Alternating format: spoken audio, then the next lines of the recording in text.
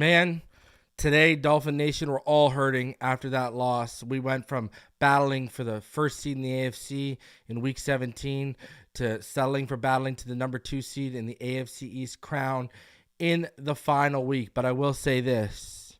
Listen, with our game coming up on Saturday, any weekend, not just this weekend, but any weekend, even if you win this weekend, could be your last as we enter the playoffs.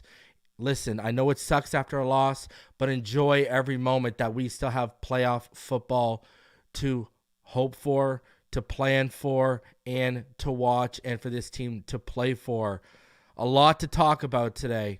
We'll go over the snap counts, next-gen stats, PFF grades, all of that. We'll talk about if Mike McDaniel and Tua Tagovailoa should be on the hot seat or will be on the hot seat if they are one and done in KC. So much to discuss. Let's get into it. Smash the like button. Loses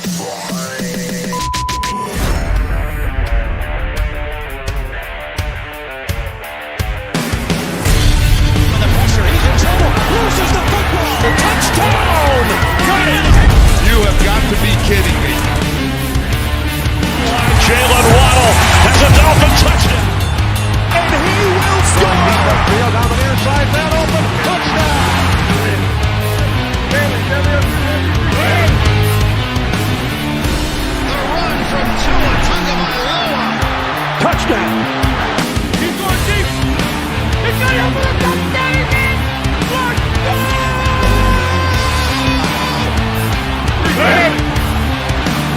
Tagovailoa trying to make up for it. Fire to the end zone. Touchdown! Beautiful day to be a Dolphin fan. Let's go!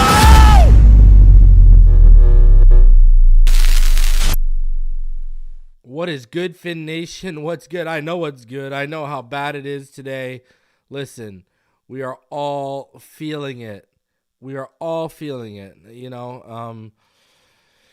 That was tough. I will say the post-game show, Dolphins After Dark, it was great. Shout out to Cap for coming, Lou, EM, ball game. Obviously, the homie Martin couldn't make it. Shout out to every Rhino for coming through. That was a great show. A little therapy session. Because, listen, I'm going to tell you, it's okay to be critical and to critique your team right now. Where you got to draw the line is the over-dramatizations. And I got to discuss this. I'm seeing people out here, A, trying to take victory laps on Tua, or B, trying to call for Tua to be moved off from when, ladies and gentlemen, some of these are the same people who I remember seeing them in Tannehill's last year on YouTube saying we would go 17-0 and win a Super Bowl because they believed in Ryan Tannehill so much. There are multiple people where you go from YouTube to X, wherever, where they were out here claiming Josh Rosen was the franchise quarterback. All right? And now they're trying to take victory laps and push out a guy who's had the best statistical year, bar none, by far, since Dan Marino wore our jersey. I don't get it. It's crazy. Now, if you want to sit there and say, listen, I need more from Tua Tagovailoa in big moments and critical moments, you ain't going to hear an argument from me. I said yesterday on the postgame show, he's 2-5 this year in big moments. Listen, the Chargers game, anyone can say what they want to say with hindsight, but I say it every time. I remember there was over 1,200 people in that postgame chat. I remember how popping it was. I remember the expectations of the Chargers heading into this season and the expectations of Justin Herbert. Okay, won that game. The defense got torn up, and we had no run game. Won that game. Won the Dallas game. Cool. There's your 2 wins. Kansas City, and yes, I've explained the context of the first half so many times that I'm sick about it, that we should have been blowing them out. It shouldn't even have been coming down to a last drive, but it did. So Tua Tagovailoa in those other games. Yes, Tyreek dropped a ball against Philly. Yes, Tyreek dropped a game-tying ball yesterday against Buffalo. But the 5 losses, Buffalo twice, Philly, KC, and the Ravens. And he was vastly, Lamar looked like the MVP. I said it before. Lamar looked like the MVP in that game, not Tua. So 2-5 in big games, critical moment situations this year. And what did I say? I said if we lost this division, I literally said this weeks ago. I said if we lost this division, it's not going to come down to the Ravens game and it ain't going to come down to the Bills game. This shit should have been sewn up with the Titans game. That's just the fact of the matter. Titans game should have been a wrap. But I digress. You got people out here who are telling y'all Rosen's franchise quarterback. Tannehill's the guy. Brissett's going to win it. We should trade for Jameis Winston. All these, I remember all this. I remember all of this stuff. But now they want to say, okay, well, now that we've got a guy who just threw for over 4,600 yards. Remember, he was taken out of games early multiple times, not because we were losing, because we were winning this year. We're 5 games above 500. 65% winning percentage. They got all the answers, but they got no solutions. So what? We trade up for Caleb Williams. You don't know what he is. I already would take Drake May or Michael Penix over him. But people got no answers. Who's the free agency or who's in the draft that's going to come in and replicate that? And remember, we were fighting for the first seed, the second seed, the AFC title. Tua threw for over 4,600 yards. All this, and it was his first healthy 16-game season. It's not like we're coming off year 4 and he's been healthy every year. Last year looked like he was going to put up similar stuff to what he did this year. Would it have been 4,500 yards last year, and we would have seen some growth this year in the yardage and I don't know.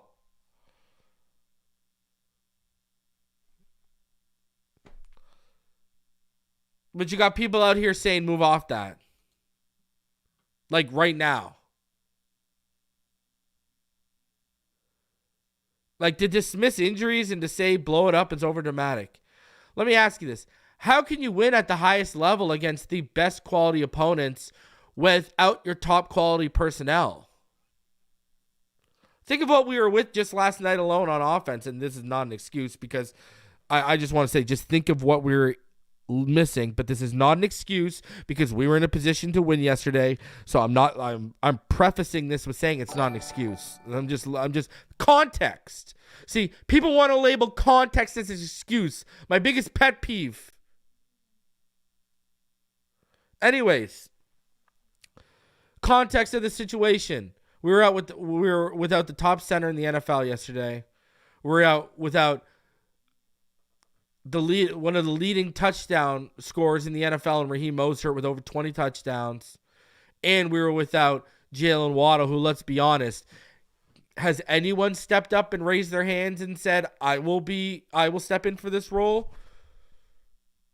This 2-game losing streak against the Ravens, and I kind of knew it against the Ravens. I really didn't say it against the Bills, but I did say it was one of the things I was worried about against the Ravens. Jalen Phillips and Jalen Waddle being out against the Ravens when they've been 2 of our biggest producers in the last 2 games we won against the Ravens. We need people to compensate for that, right?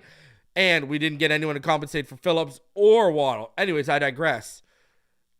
Is Jalen Waddle a bigger cog in the wheel than we all thought in terms of creating space for Tyreek and everyone? Because no one stepped up in Waddle. No one. Chase Claypool, listen. I went back and I watched it, and it was all over Twitter today. I'm going to say this. Tua, bad decision throwing to Claypool on that interception. Why throw to him?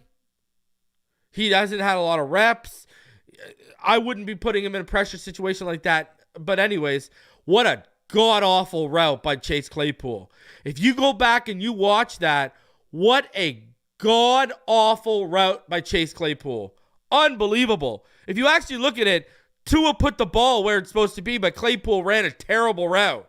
Like, it was awful. Rounded it out. He ran it wide and rounded it out. It was awful. But I still go back to what I said firstly. Bad decision, Tua. Don't throw to that guy. You should know that. You've worked with him in practice. He hasn't had very many reps. He just dropped a football in bracketed coverage that you threw a dime to him against the Ravens the week before. Buddy, put him in your doghouse. Don't put him in spots to make plays in critical moments. I don't know. Like, that's not a... When we need completions and we need the sticks and we need it to happen, bro, I ain't even... Claypool, buddy, you're like the fourth option. So, I'll say to a bad decision, Claypool, it was a bad decision, but it was the right throw, and he made the throw, but it was a bad decision because of the guy you targeted. That's what I'll say. I wouldn't have thrown to him. That's just me. But, hey, Tua Tagovailoa is playing at a higher level than all of us in the chat combined will ever play. So I don't know what else to say. But yeah, going to Claypool in critical moments, I don't know about that, buddy. I don't know if I can get on board with that, my friend. I don't know if I can get on board with that. So, and what's funny too is a lot of these people who are telling you to get off Tua or Tua's not the guy or et cetera, remember, they were all the ones shoving Herbert down your throat the last 3 years, and yet they want to call Tua Tagovailoa a choker. The audacity of these people. Think about that one for a sec. Let that settle in.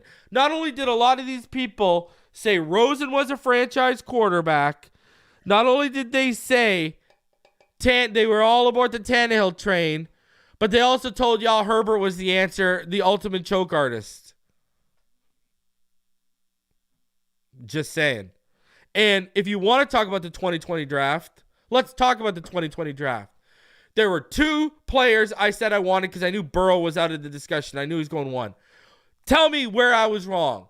Because I see some of them are trying to hype up Jordan Love. Well, thank you for giving me the Barry Horowitz without giving me the Barry Horowitz, because let's roll back the film, whether I was on here or other platforms.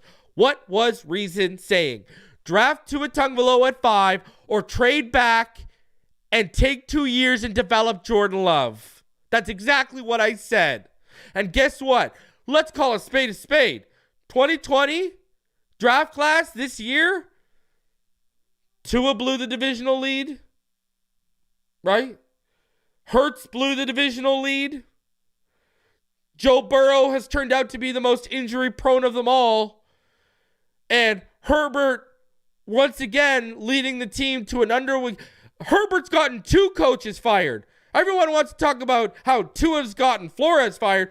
Well, Herbert's gotten an offensive coach and a defensive coach fired. Anthony Lynn was an offensive coach. Staley was a defensive coach. He's gotten 2 coaches fired now in his regime.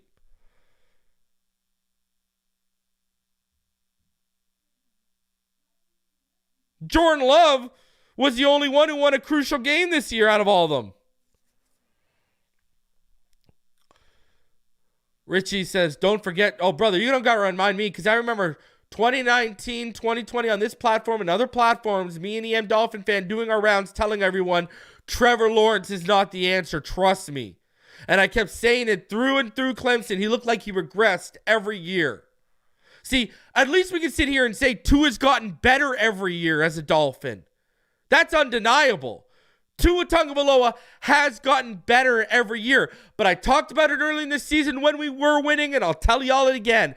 There's levels to this shit when it comes to winning. Joe Burrow hasn't even learned to win. He's learned certain levels of winning, but he ain't won the Super Bowl. Jalen Hurts, certain levels of winning last year, but he didn't win it all. Herbert hasn't learned anything when it comes to winning. I remember that guy on the sideline against the Raiders saying, man, I've never wished for a tie harder in my life, like a loser would. Tua Tagovailoa and Mike McDaniel, 2 years together. Here's the fact. They're growing. They're still developing. They're still learning to win. I've brought this up. I've talked about our personnel even outside of Tua and McDaniel. I've literally brought it up. I said the only guys on this team who know how to win are who? Armstead, Ramsey, and Tyreek. One of those guys is continuously dropping footballs in crucial moments. And he's supposed to be our offensive leader. Philly game. Buffalo game last December. Buffalo game yesterday. He could have tied it. Remember, think about it. Last year in December, where Tua was lights out, when everyone was worried about snow, that's why I'm not worried about snow this week. When everyone was worried about snow and cold weather, Tua was lights out in Buffalo. But Sherfield, who's now making Madden glitch catches against us, Sherfield and Tyreek drop game-winning touchdowns, and Boyer lets us down. Yesterday. Guys, should that interception have either happened to Claypool? No. Tyreek should have had a walk-in touchdown, but he dropped the football. Like he did last week against the Ravens. Like he dropped a dime 90-plus yard touchdown against Dallas. 3 games in a row. What have I been saying? We've been in the playoffs for 3 games now. We're 1-2 now.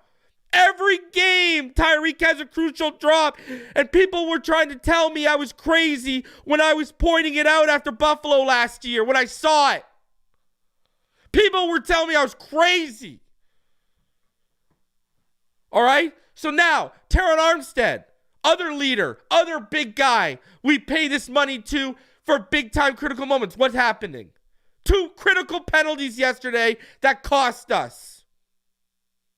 Jalen Ramsey. I can't say anything about Jalen Ramsey. You got to be lucky to be good and good to be lucky. Jalen Ramsey, Stephon Diggs had you for an 89-plus yard touchdown, but the pressure got there. Allen was inaccurate. The football god smiled on you. Out of the 3 of them, Jalen Ramsey, I'm not going to sit here and complain about.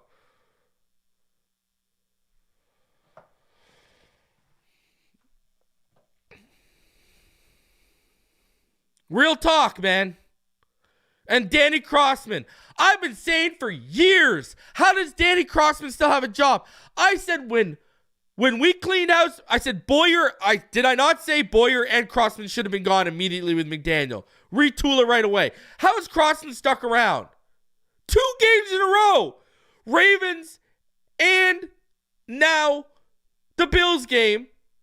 2 critical games in a row. What happens? 2 back-breaking, suck the air out of the team, deflating special team breakdowns. 1 to open the second half against the Ravens, and then 1 to tie the game for a punt return touchdown. Holy Jesus.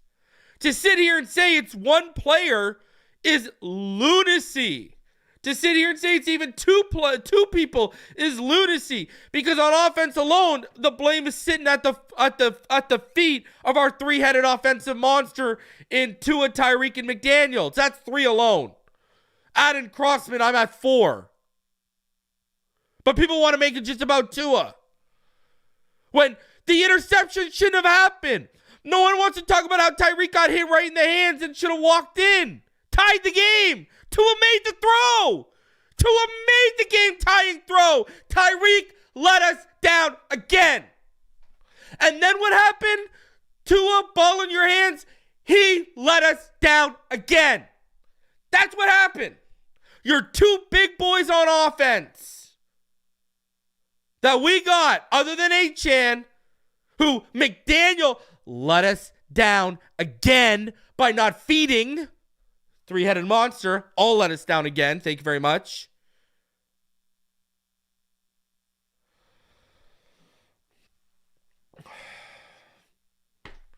What do you want me to say? Like, that's a fact. It ain't one person here. Offensively, at least, we're losing as a team. Special teams, they're helping the cause to lose. The only phase that's going unscathed this week is the defense, and last week the defense against the Ravens got obliterated. So out of all 3 phases, the only one who gets a pass is the defense, and only for this week, because they don't get one for last week. Even though, yeah, they gave us some opportunities in the second half. But come on, they got gashed all day on the ground. They got destroyed. Vic Fangio and that defense rebounded, man. They answered the call.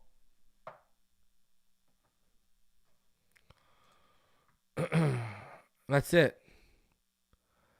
So let's talk about this. I want to talk about a few things here. Let's talk about Vic Fangio.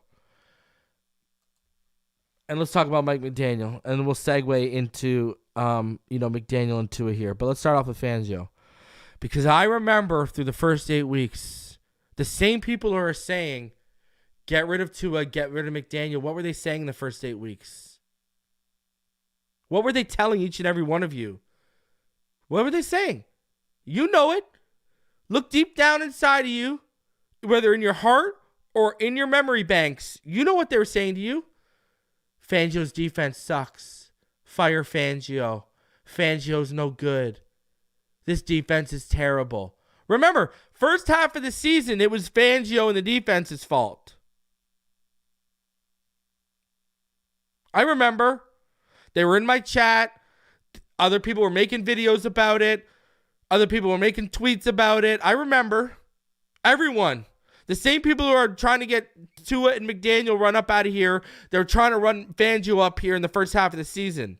See? These people, they live off just looking of who to, they live off just honing in on one particular person for blame to get clicks. That's what they do. But now what? Now what? Because I'm going to tell you this. Vic Fangio, compared to Mike McDaniel, who's made more with what they have after they've been ravaged by injuries? Vic Fangio and that defense have been ravaged by injuries just as crucial as we have been offensively. Let's go through the list. Bradley Chubb, Jalen Phillips, Keon Crossan, Xavien Howard, now Cameron Good, Andrew Van Ginkel, Jerome Baker, Javon Holland still battling knee injuries. Didn't have Jalen Ramsey for the first half. Offensively, they're just as big names. Connor Williams was playing as a top center in the game. Isaiah Wynn was having a career renaissance at left guard. Jalen Waddle's missed serious time. Raheem Mosert's missing time. Salvin Ahmed's on IR. Tyreek Hill's missed time. Devon Achane missed serious time when he was tearing the league up. Terron Armstead's missed more than 6 games. Robert Hunt's missed a handful of games. Leon Eichenberg's been in a walking boot for weeks. Austin Jackson's missed games. Lester Cotton, Robert Jones have missed games. The injuries are everywhere. Right now, the Dolphins are down to their 4th and 5th edge rushers and their 3rd inside linebacker. Both their starting safeties are banged up. But when are we going to get the performance from the offense that we're getting from the defense despite the injuries? See, and I want to have this conversation with the people that were level-headed and like-minded like me. When people were bailing on Fangio and the defense in the first half of the season, what was I saying? Literally, what was I saying? Wait till week 8. Let's have this conversation. Let's revisit this after week 8. People didn't want to revisit that conversation after week 8, did they? They didn't want to revisit that because that defense had done turned the corner and it was on and popping, baby. And we've really only had one slip up since then. Well, 2. The Titans game in the last 2 minutes and the Ravens game. So we had 2 slip ups in the last 9 weeks since then. And we had started turning the corner in like week 5, week 6.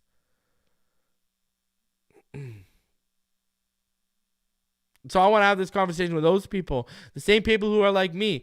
Yes, I'm sitting here telling you the 3-headed monster, Tua, Tyreek, and McDaniel, they're all not coming up in crucial moments. They're all not coming up in big-time games. They're 2-5 in big-time games in crucial moments. I'm the first one to tell you that. But I'm also not here ready to jump off a bridge and bail ship back-to-back playoffs. appearances. When was the last time we had that? Do the math. First season Tua is healthy in this offense. We're competing for the AFC East title. We were in the driver's seat. Tua is leading the league in major statistical categories, including passing yards. And no, Tyreek didn't have to reach 2,000 for that to happen. And he was benched for quarters due to us blowing teams out.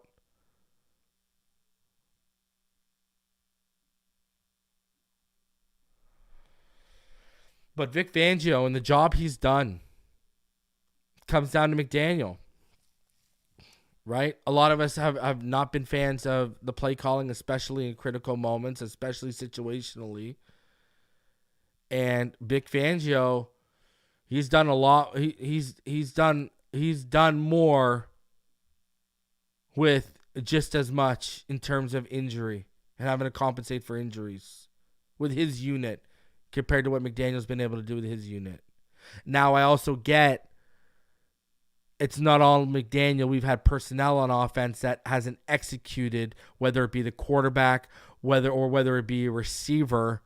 We've had we've had lack of execution too. There's been times where Mike's made the right call and execution has held us back from moving the football, not him. Josh Williams said last year when we played the 49ers, we held Christian McCaffrey to 66 yards when he averages 80 to 100 yards rushing. What did Kyle do? Let Christian McCaffrey get 8 catches for 80 yards and a touchdown. What did I say all week? I tweeted it out. I told you all week, Josh, and I know you listened. I know you know. Between the run game and the pass game, Achane should have had 20-plus touches.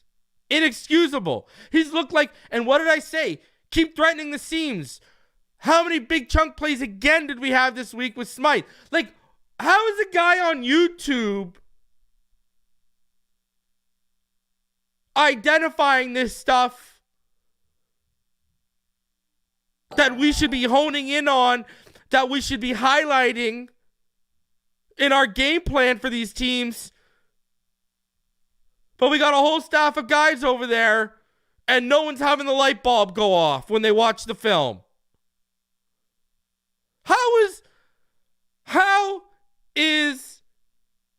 are the light bulbs not going off?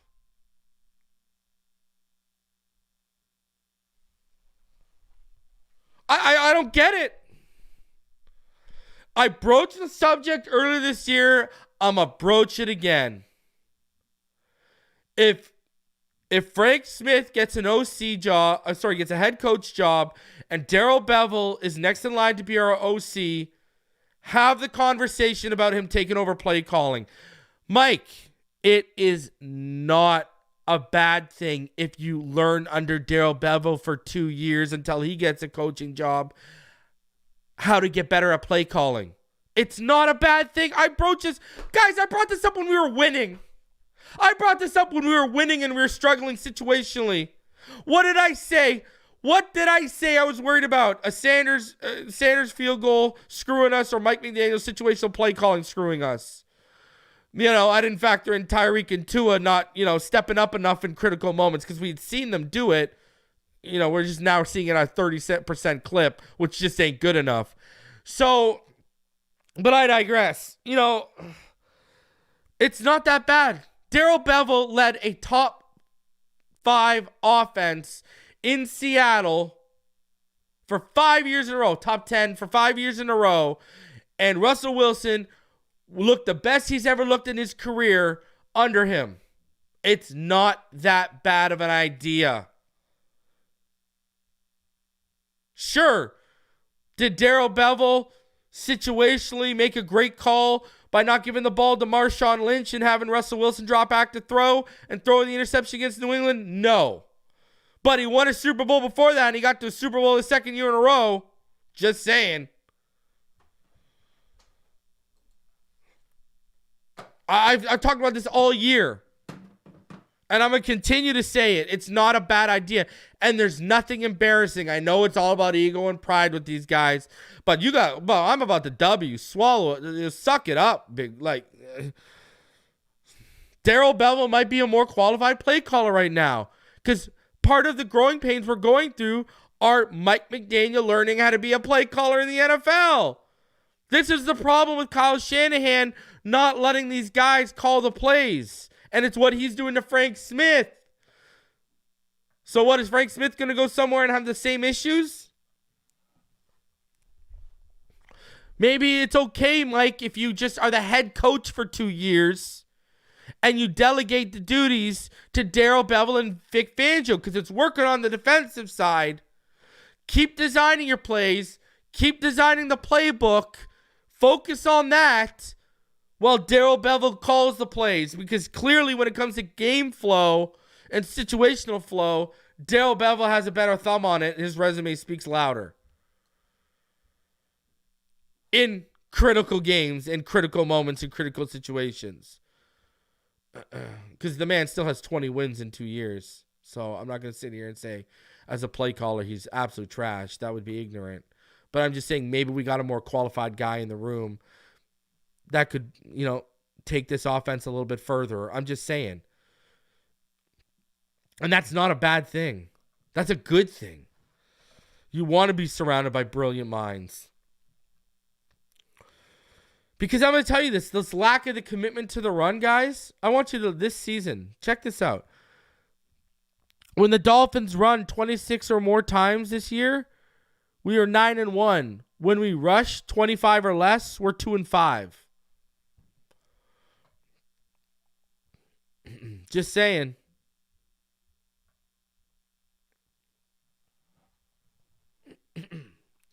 And we're 1-5 with a minus 91 point differential against playoff teams this year.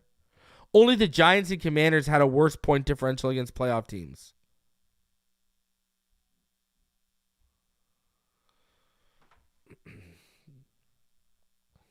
Now, I understand Bill started loading the box with 6 defenders. Just, totally sold out against the run. And yes, I understand we had 2 drops past the sticks, 1 overthrow, 1 throw, that one to Barrios that was just short of the first down, and the interception and 3 runs, and only 2 first downs, over 13 plays before our final drive. I get all that. But man, there was a perfect time where you go back to that game yesterday where we had the perfect time after we gained a first down to run the football. I mean, I'm sorry, it was on first, we got 5 yards. It was a 5-yard, here, I'll tell you the exact drive. All right. We gained 5 yards, I want to say. It was on one of those, it was on one of the drives where we punted. It was in the, here, I'll tell you right now. It was in the second half, obviously. And it was that first drive where we punted, right? Where Tua threw it to Achane. We got 5 yards off that first play. You're 2nd and 5. Come back to a run. What did we do? Pass to Julian Hill that only gained 2. And then Barrios was short of the sticks for 2 right after that. We were in 2nd and 5 and 3rd and 3, and we didn't run the football. We dropped Tua back 3 times in a row. I gained 5. I'm at 2nd and 5. Run the ball now on 2nd down.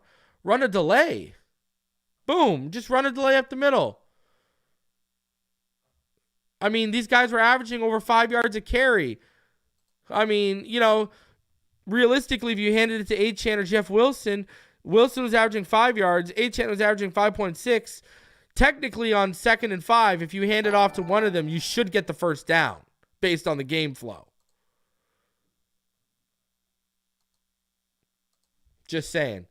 Again, I go back to it. Fangio, but you see Fangio bend and break, making better decisions with his personnel. Terrence says, I 100% agree. I've been frustrated with some of the play calls. Feel like he's being cute at times. I want to see some toughness and grit. I agree. The cutesy thing, you can't get away from. I agree 110%. Rocky, other teams have figured out McDaniel's tendencies more than the offense. There's an obvious pattern of behavior with his play calling. And this is what it comes down to. Listen, what did I tell all of you guys again in the offseason? This offense is going to be figured out. I'm glad you make a great point. This is a great point here, Rocky. This offense is good. I said it was going to get figured out by the second time we saw Belichick. That's exactly what I said. And I said it up here publicly, and I talked about it privately with multiple people. What had me excited was we saw what happened to McDaniel last year. We saw how he got figured out. He didn't have a counterpunch. And I said to EM agreed with it. I said to like a bunch of people, privately, and I said to you publicly, I can't wait to see what he's used this offseason for to put in his bag as a counterpunch. And now I'm sitting here after week 18 and I'm still waiting for the counterpunch. Listen, you can go off, and we've gone off in September and October the last 2 years. Why? I've told all of you guys this. The tape doesn't start coming out on teams till week 6, 7, 8. That's when you start getting a grasp of what this offense is doing. The tape really starts coming out at that point. And now it's about you. And what's frustrating to me is Achane and Smythe have shown you the switch-up options. They're right there in front of you. They are right there staring you in the face of, hi, I'm an adjustment to the game plan. But we'll take them in small doses instead. The problem is for 2 years in a row, and what's eerie here and why you might want to put it on McDaniel, whether we had Tua or we didn't over the last 2 years, it's pretty much been the same. Start off hot for the first 2.5 months, 2 months. Slow down a little bit. Offense gets figured out. No counter punch from the coaching staff. No terrible in-game adjustments, or not many in-game adjustments, if any at all at times. And then here we go.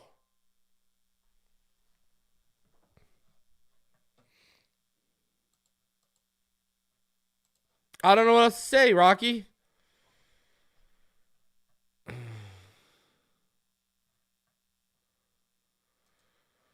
It is what it is. Anyways, let's get into this. Let's start off because we got a bunch to get into. Let's start off with this article from Chris Perkins. Let's have the conversation. And I'm going to add something to it, though. All right, this isn't going to, before we get into snap counts and PFF and all that stuff, let's have this conversation, all right? And I'm going to add to it. So, should Mike McDaniel and Tua Tagovailoa be on the hot seat if we're one and done against KC? So, let's bring up this article from Perkins, Chris Perkins. All right, this is what he said. He said if Dolphins lose Saturday, Mike McDaniel will be on the hot seat. Talent-rich Dolphins are 3-11 versus playoff teams under McDaniel. So it's a must-win. It's must-win time for the Miami Dolphins and coach Mike McDaniel. Saturday night's playoff matchup at Kansas City is not just a game; it's a referendum on the 2-year Mike McDaniel era. I like McDaniel. He's creative, quirky, innovative, intelligent, funny, smart, quick-witted, upbeat, and positive. He's a good guy. But let's be crystal clear.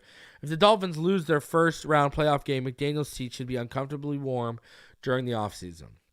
The game isn't the final judgment of McDaniel, but it's a crucial, pivotal checkpoint on him, his methods, and his team. McDaniel has improved as a coach, but not enough.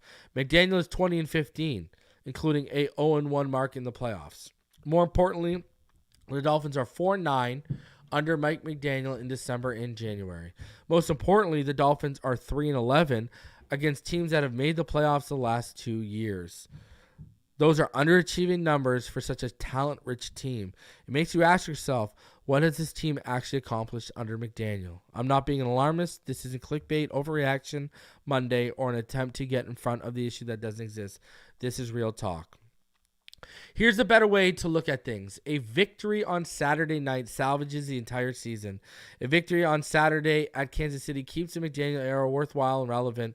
It would provide credibility, optimism, and a heaping spoonful of offseason excitement regardless of how the second-round playoff game would end. A victory on Saturday validates almost everything McDaniel stands for and has been preaching.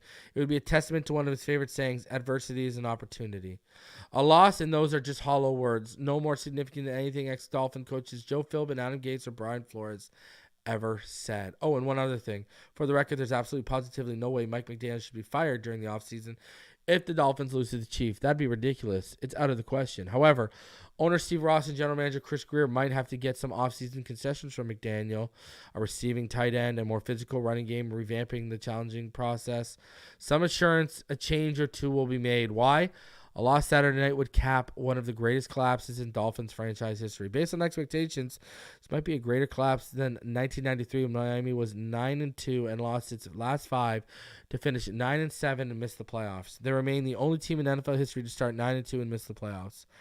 At the start of December, this Dolphins team, which led the league in offensive scoring and had 6 Pro Bowl selections, was 9-3.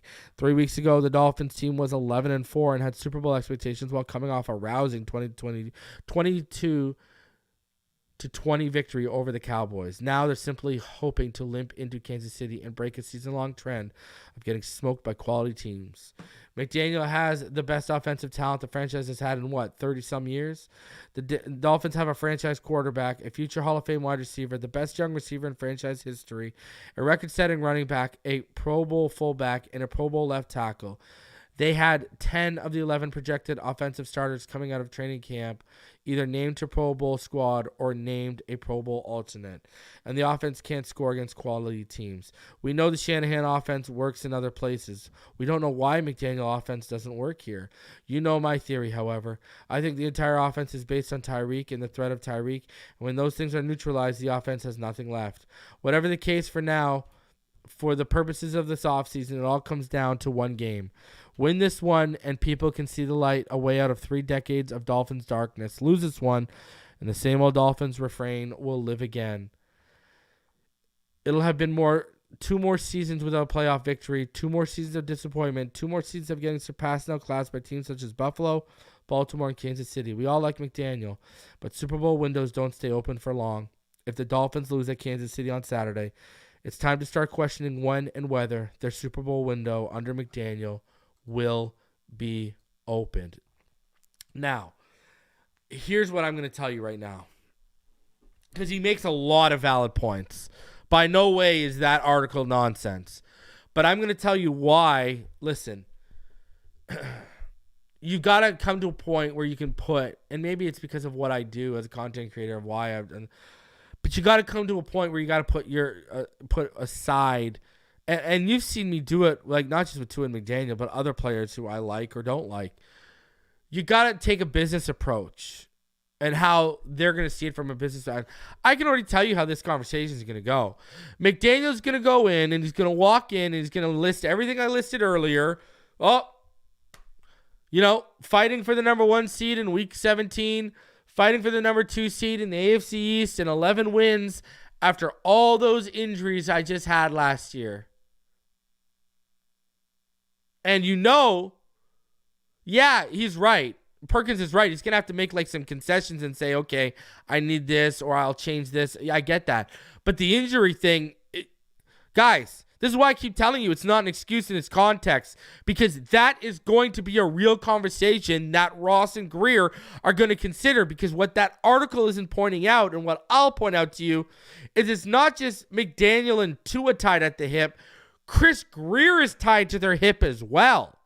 Chris Grier, it was basically, you got to roll with who we want to hire or you're out. This is your last shot when we bring in McDaniel.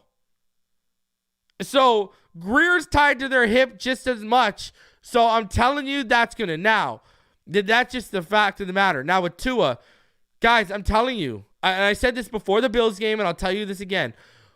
We could have lost these next 2 games, KC and Buffalo. Tua is still getting extended. You know why?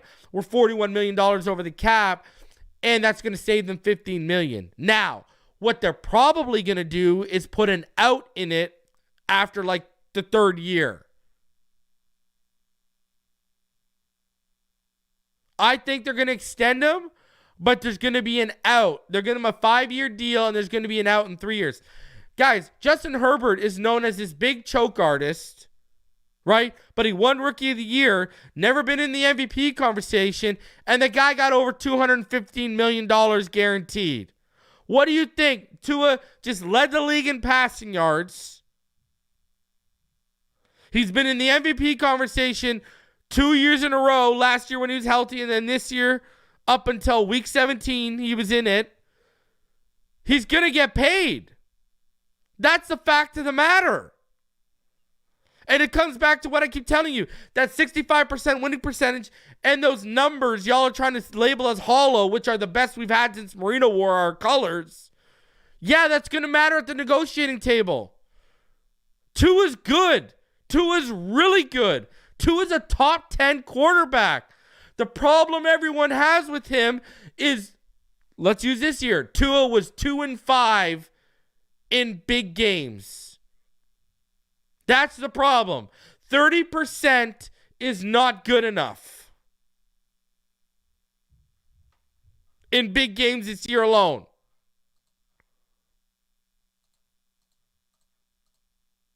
It's actually about 29%. Or 28.6 if you want to be real close here. That's the reality of the situation. And guess what? You know what the problem is, ladies and gentlemen? We have all these expectations. This team is built the way it is, and we're going through the growing pains of Tua. That was his first season he played, second year in this offense, and Mike McDaniel's learning how to be a head coach. R4 says Reek through his career has been inconsistent in big games. Dude even froze in the Super Bowl, and two of his biggest chokes have been in 2-minute drills. McDaniel, when the run game has any resistance, is when he goes all past. I agree. I agree, especially with that. When the run game has any resistance, he goes all past. I agree with that 110%. And R4, I'll do one better. Remember when he was getting into it with Steve Smith? Because Steve Smith was questioning Reek's hands? People forget about that. Listen, I defended Reek back then. I ain't going to defend Reek now. Maybe Steve Smith had a point. Just saying. But guys, these guys, listen, I think the seat's going to get hot if we underachieve next year. Something's going to happen. Something's going to happen after next year if we underachieve. I don't know what, because there's multiple factors, okay? What if Tua and Tyreek keep coming up short in these big games, and Mike McDaniel goes into business for himself and says, "Man, they might can me."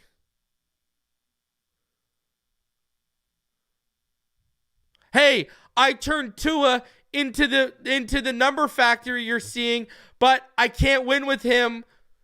Let me go get my guy that I can also develop, but I think I can win with. What if Mike McDaniel says that if we underachieve next year?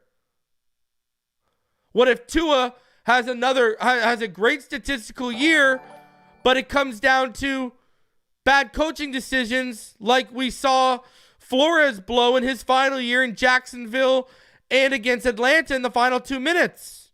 What if it comes down to that? And then Tua goes in and says, "Man, I love Mike, but I don't know if he can get us over the hump. I've learned enough from him. I can lead us." I mean, this could go so many freaking ways.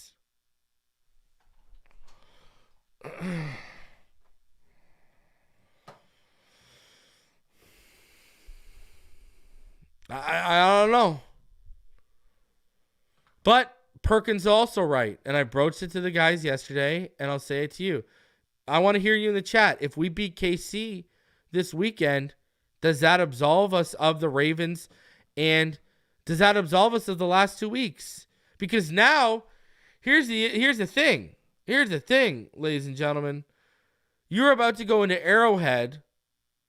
All right? You're about to go into Arrowhead where they've only lost 2 playoff games at home dating back to 2019, both in the AFC Championship, one against New England, one against the Cincinnati Bengals. Home record-wise, they are, since November 2021, they have the best home record in the NFL.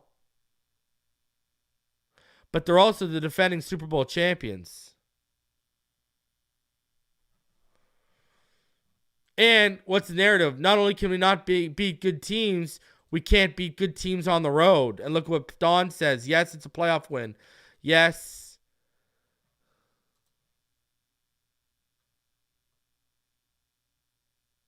Oh, Noah, John, I brought up the injuries on the pregame show. On the preview show. Go look at the injury report on the preview show. We had 19 players on the injury report. The Bills had like 6. Got to win a playoff game. Bottom line, injuries killed us. But let me know. No, the KC, a win in KC does not absolve. Rocky says yes. You know, I want to know in the chat. He says hell no. Josh says hell no. Pyro says he'll still be mad. He's still in his hole. No, you have to make the AFC Championship even with these injuries. I don't know about that, bro.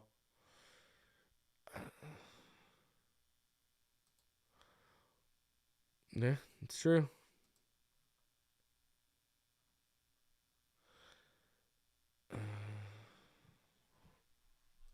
You let me know. TE says a win in KC, and yes, this year is a success. Yes, because EM Court says yes because KC are defending champions.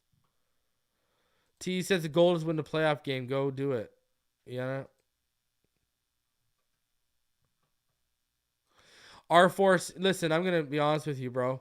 We match up better against the Chiefs. The problem is the Chiefs are at home. You're not crazy. Go ask EM. Before that game yesterday, I said, bro, I don't know if I like our chances beating Buffalo 2 weeks in a row. And the thing is, I was watching Josh Allen crap the bed yesterday, and I'm like, do we really think we're gonna get 2 games back to back like this from Josh Allen for the offense to take advantage of? No, and we couldn't take advantage of it yesterday alone. So, you know, tough stuff, man. Over 440 of you in the room. Smash that like button. Subscribe if you're new. We got a bunch to go over here. All right. So let's go over it quickly here.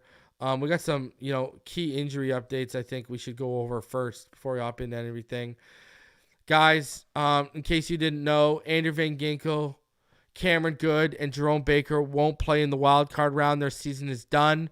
Baker had wrist surgery this morning. Remember when he went down? People were saying it was his arm, and it said it looked like it was his hand or his wrist. Well, Baker went and had wrist surgery this morning. Cameron Good tore his PCL. Guys, we've lost, how many edge rushers do we have left, man?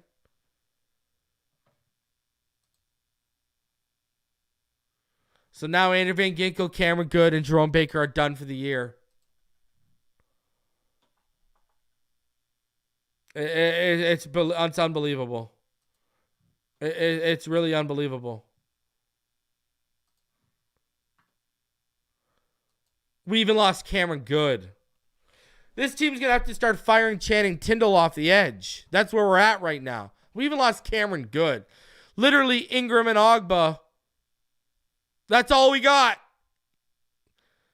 We better go get some bodies. Jason Pierre-Paul better be coming back.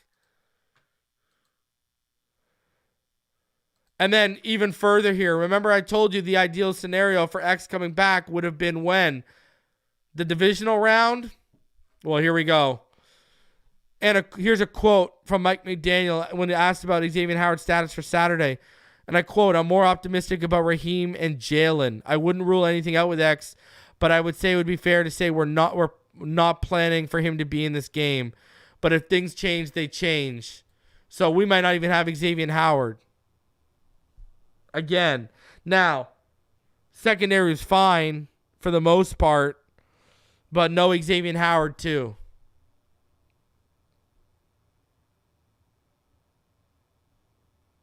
But it does look like Raheem Mostert and Jalen Waddle will be back. So here we go. Andrew Van Ginkel, done for the year. Jerome Baker, wrist surgery, done for the year.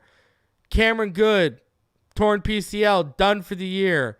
Jalen Waddle, not going to be available for this game. And people will try to tell all of you, not to mention we're missing the best center in the game this year from PFF standpoint. We're not to mention we are also missing a guy who's having a career renaissance in our run game. Hasn't looked the same since he went down in Isaiah Wynn. Not to mention we're missing the best pass rush duo in the NFL, Bradley Chubb, as well as Jalen Phillips. Both had 95 pressures and were leading the league. Jerome Baker comes back for one game, wears a brace, and hurts his wrist. Not to mention Javon Holland was on a snap count yesterday. Why? Because his knees, apparently Javon Holland's MCLs, are bugging him again.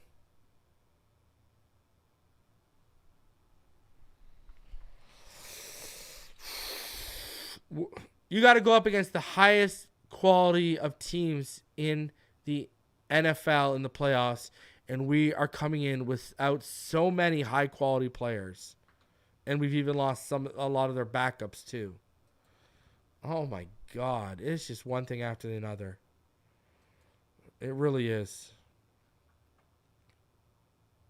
It's ugly, man.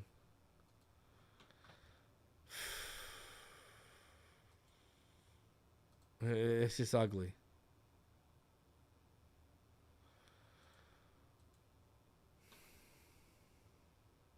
Smash that like button. Subscribe for new. Almost an hour in. You know what? We'll skip the snap counts this week. I mean, it is what it is. And what we'll do is we'll hop over to the PFF grades. You guys can see how we graded out. Because there's some stuff to go over there too, right? So let's hop over to the PFF grades. Oh, let me do that. Hold on.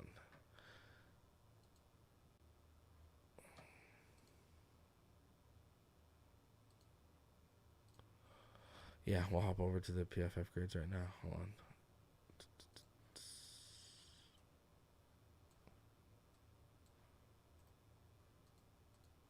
All right, here we go. All right, hopping over to the PFF grades. All right.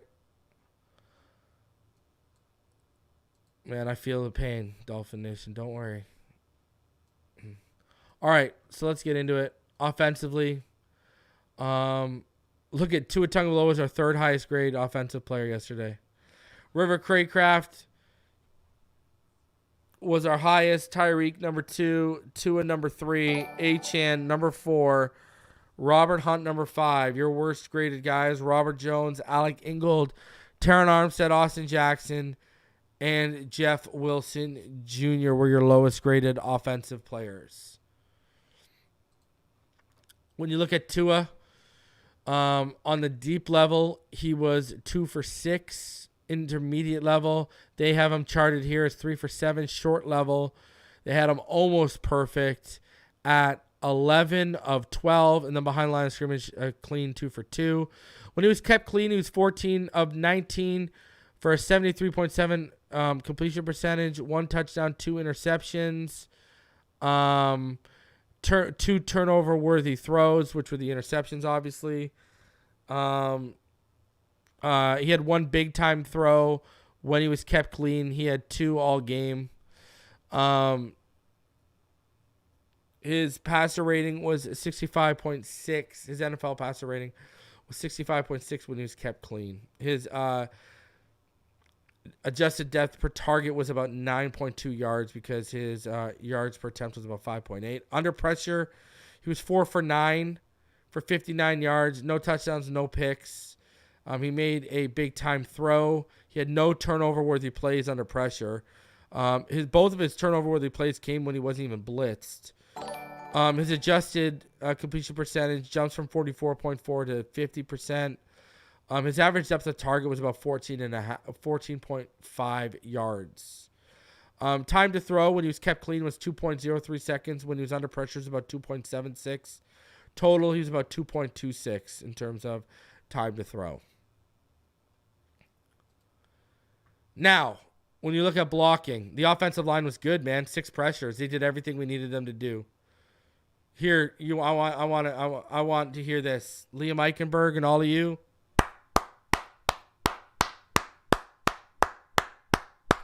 Y'all showed up. Y'all came to play. I give you your flowers. Liam Eichenberg, listen, they can say what they want here in terms of your grades.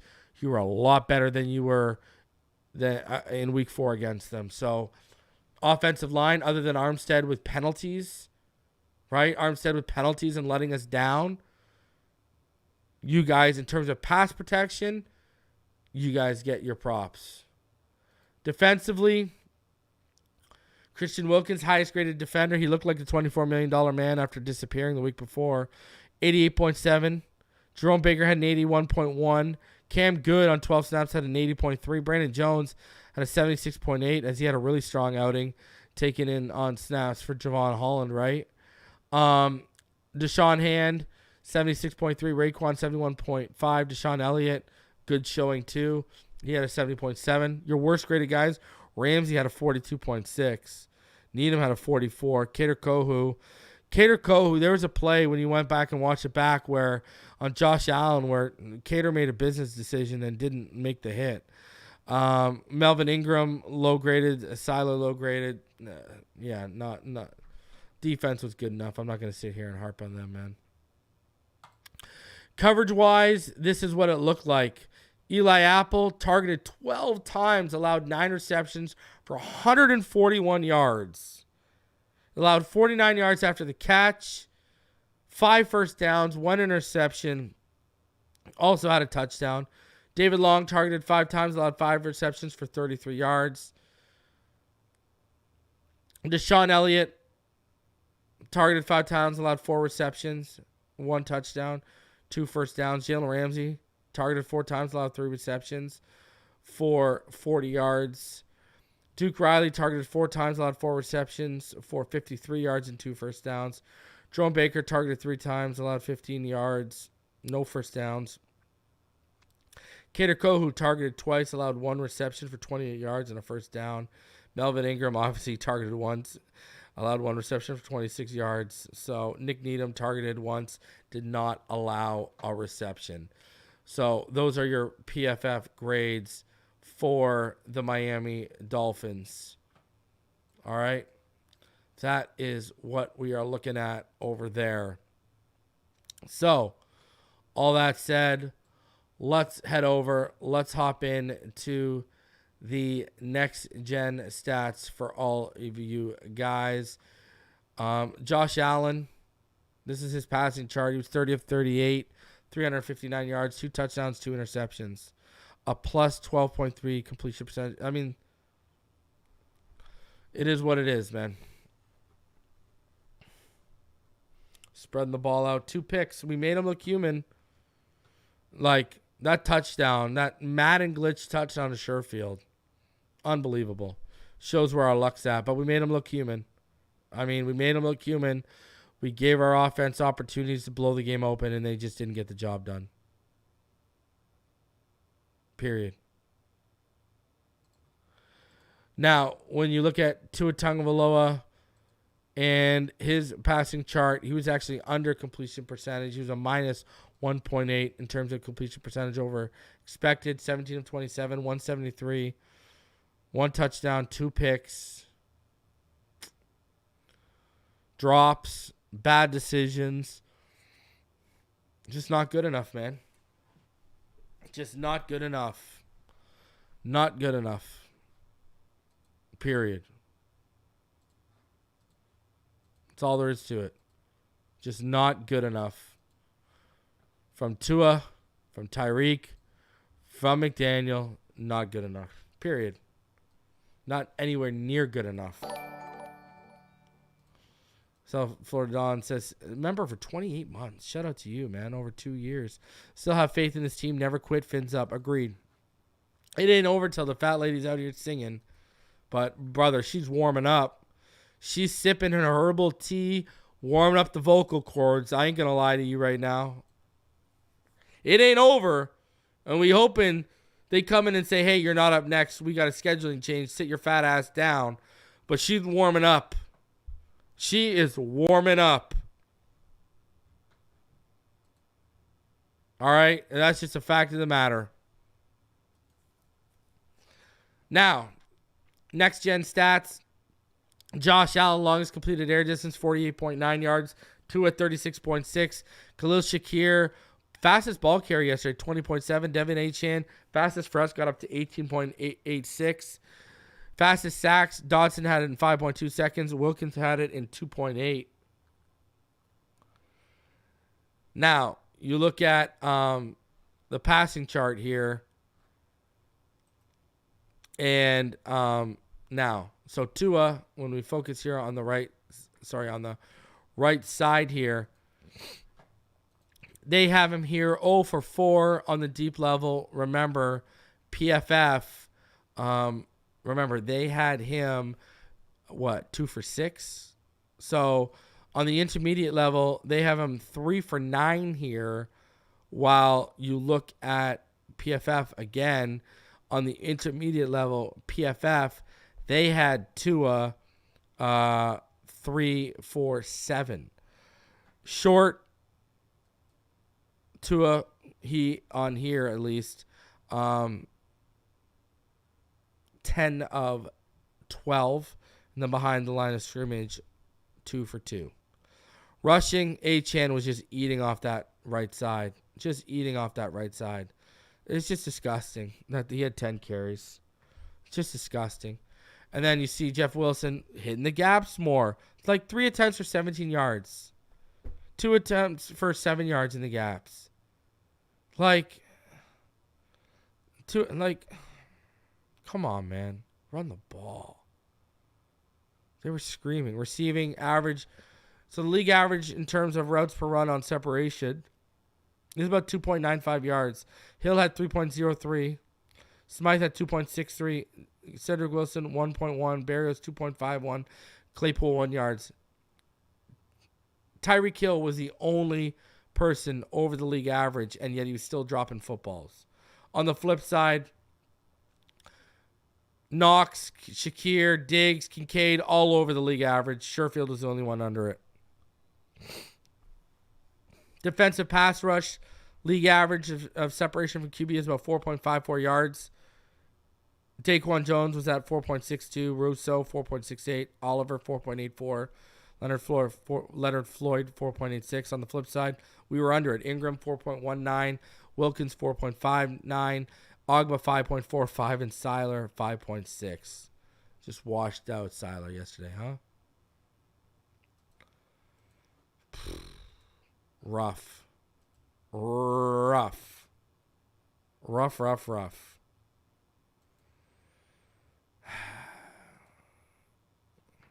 Anyways.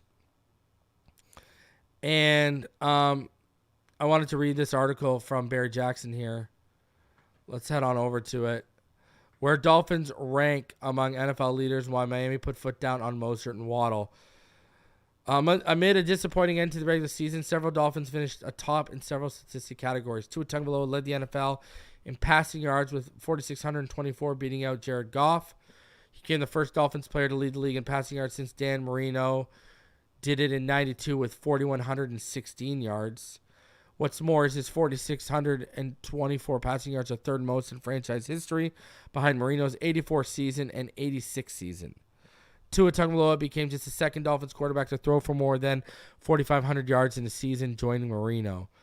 Among quarterbacks who played at least 10 games, Tagovailoa's 69.3 completion percentage was the NFL's third best behind Prescott and Purdy. His 101 passer rating was fourth best behind Purdy, Prescott, and Lamar. But Tagovailoa's 62.7 passer rating in Sunday's 21-14 loss in Buffalo was his worst of the season. He finished the night 17 for 27 for 173 yards, 1 touchdown and 2 picks. Devon Achane averaged 7.8 yards per carry on 103 rushing attempts. That's the highest yards per carry average since the NFL-AFL merger, topping the 6.4 by Mercury Morris in 73 for Miami and Jamal Charles in 2010 for Kansas City. It's the highest per carry average by any running back, minimum 100 rushes, since Beatty Feathers averaged 8.4 for the Bears in 1934. Tyreek Hill led the NFL in receiving yards with 1,799, topping CeeDee Lamb's at 1,749. Hill is the first Dolphins player ever to lead the league in receiving yards in a full season. His 13 touchdown receptions tied Mike Evans for the NFL lead, and Hill's 119 receptions were tied for the second most in the NFL, behind CeeDee Lamb's 135. Though he missed the final 2 games of the final season of this season with an ankle injury, Raheem Mostert's 18 rushing touchdowns led the league. Zach Sealer's 10 sacks were third amongst all defensive tackles, behind Justin Matabuki and Chris Jones. Bradley Chubb tied Antoine Winfield Jr. as the league leader in forced fumbles with 6. As a team, the Dolphins led the league in total offense, averaging 401.3 yards per game, just ahead of the 49ers at 398.4. Marks the first time since 1994 that the Dolphins have led the NFL in total offense. It's just the second time that Miami has averaged 400-plus yards per game in a full season. The Miami Dolphins averaged 433.5 yards per game in 84. The Dolphins were second in points per game at 29.2, behind Dallas's 29.9. But excluding defensive touchdowns, Miami averaged only 16.5 points in its 6 games against teams that are playoff bound. The Dolphins finished the season with the NFL's top passing offense, averaging 265.5 yards per game. It is the first time since 1993 the Dolphins ranked first in passing.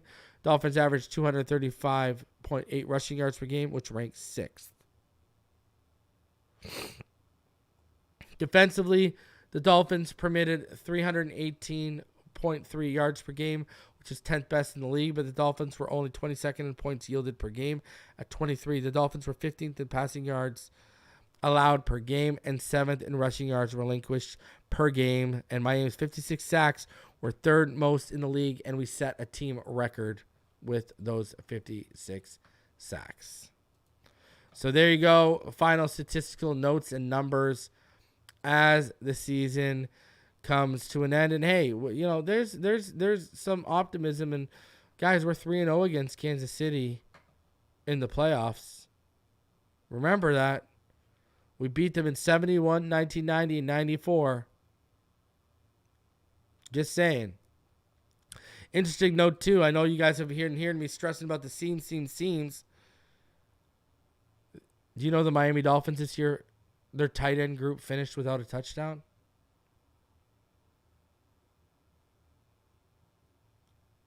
I want you to think about that. I'm telling you, man. If Gesicki could block, he would have still been here. We are missing a guy that can block, offer us something after the catch. No touchdowns from our tight end group this year.